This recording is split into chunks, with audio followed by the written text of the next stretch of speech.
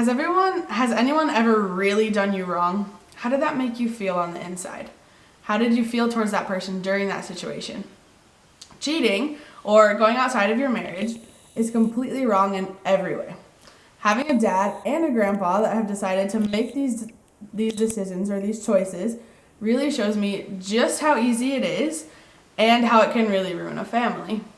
Today we're going to talk about a few of the effects and the moral wrongness of extramarital affairs. Let's take a little vote here. Who actually thinks cheating is wrong? Okay, why? Why do we think it's wrong? What causes us to think it's wrong? Is it because we're hurting others, or is it because we know that it is out of pure selfishness? According to liveabout.com, there are 5 major effects of cheating. The first is the damage to your self-esteem. The cheated individual or family will start to have thoughts like, was I not enough? Why did this happen to me? Why did he have to do this to me? Didn't he love us? The second major effect is suffering from a loss of trust. Imagine that.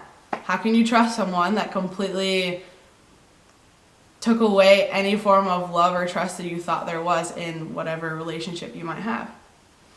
The third effect would be a sense of emotional instability. This means that what used to give you stability in your life is now completely in shambles. So basically anything that you thought was stable or secure, you're starting to now question.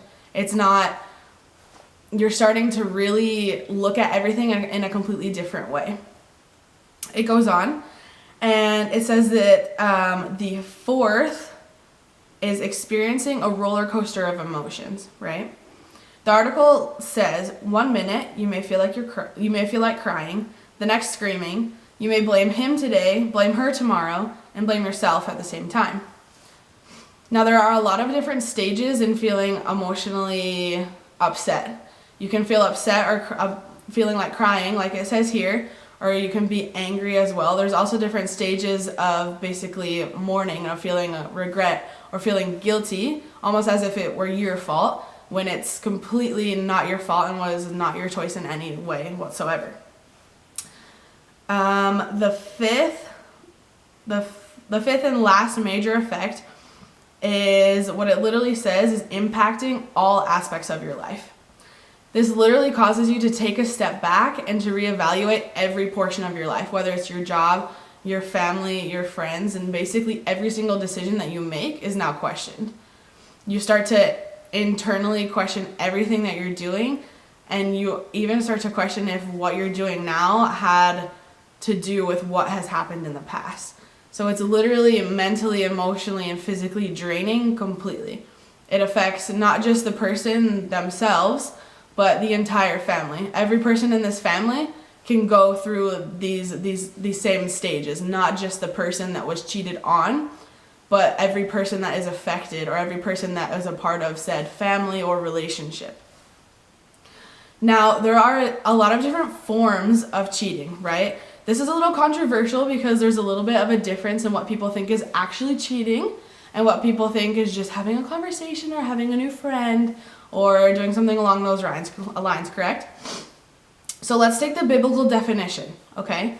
If we're using the Bible as a credible source, which I think it is, okay, let's read Matthew 5:28. And it clearly states that whosoever looketh on a woman to lust after her hath committed adultery with her already in his heart, okay? So if you think that the Bible is a credible source, like I said that I do, I think it's pretty cut and dry. I think that God has given us some boundaries and he expects us not to pass them. He expects us not to cross the line, right? And I think he's shown us exactly what we need to not do. We cannot or should not even look on another person and lust after them or desire to be with them or question who we're with or whatever the case may be. So cheating, in my opinion, includes any form of emotional, mental, or physical stepping out of your marriage, relationship, or partnership, whatever the case may be. And actually, I was doing a lot of reading on it, and there is actually emotional cheating, which is something that I didn't even know existed. and it is just having the new friendship or the new coworker or just having someone else to go to besides the person that you should be going to in times of difficulty, times of happiness, times of whatever you're feeling. As you can see on the chart that I have, it's, oh sorry, just a second. According to infidelityfacts.com, 53% of marriages in America end in divorce. 41% of marriages end where spouses step out of the marriage. 57% of men admit to cheating, and 54% of women admit to cheating. So this is actually super interesting.